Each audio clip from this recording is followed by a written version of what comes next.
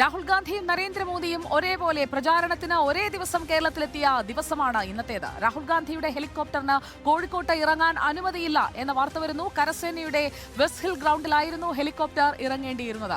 നേരത്തെ ഹെലികോപ്റ്റർ ഇറക്കാൻ അനുമതി വാങ്ങിയിരുന്നില്ല. DCC പ്രതിനിധികൾ കരസേന ഉദ്യോഗസ്ഥരുമായി ചർച്ച ചെയ്തതിന്റെ അടിസ്ഥാനത്തിൽ ഇപ്പോൾ അനുമതി കിട്ടിയിരിക്കുന്നു എന്നുള്ളതാണ് ലേറ്റസ്റ്റ് അപ്ഡേറ്റ്. AK അഭിലാഷ് നൽകും. AK അഭിലാഷ്, ആദ്യം അനുമതി കിട്ടിയില്ല, ഇപ്പോൾ ചർച്ചകൾക്കൊടുവിൽ ഹെലികോപ്റ്റർ ലാൻഡ് ചെയ്യാൻ പോകുന്നു അല്ലേ?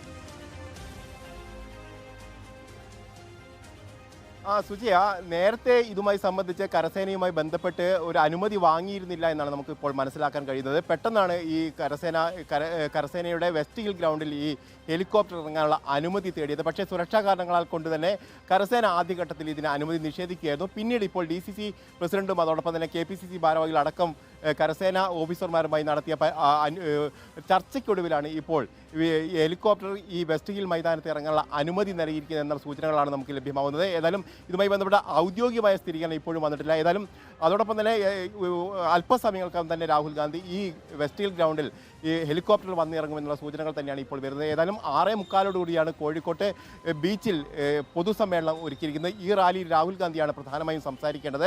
6:45 തുടങ്ങുന്ന പരിപാടി ഏതാണ്ട് 9 മണി വരെ നീളുമെന്നാണ് നമുക്ക് മനസ്സിലാക്കാൻ കഴിയുന്നത്.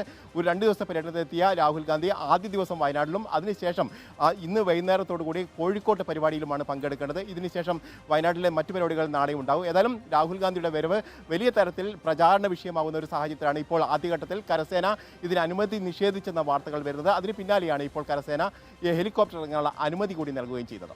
സുജിയ, രാഹുൽ ഗാന്ധി അല്പസമയത്തിനകം തന്നെ വിക്രം മൈതാനിയിൽ ഹെലികോപ്റ്ററിൽ വന്നിറങ്ങും. അതിനുള്ള അനുമതി ലഭിച്ചിരിക്കുന്നു. രാഹുൽ ഗാന്ധി വന്നതിന് ശേഷം നമുക്ക് വീണ്ടും എത്താം. രാഹുൽ ഗാന്ധിയുടെ അവിടുത്തെ ബഹുജന റാലിയെ അഭിസംബോധന ചെയ്യുന്ന എന്തൊക്കെ കാര്യങ്ങൾ രാഹുൽ ഗാന്ധി പറയുന്നു എന്നും അറിയാം.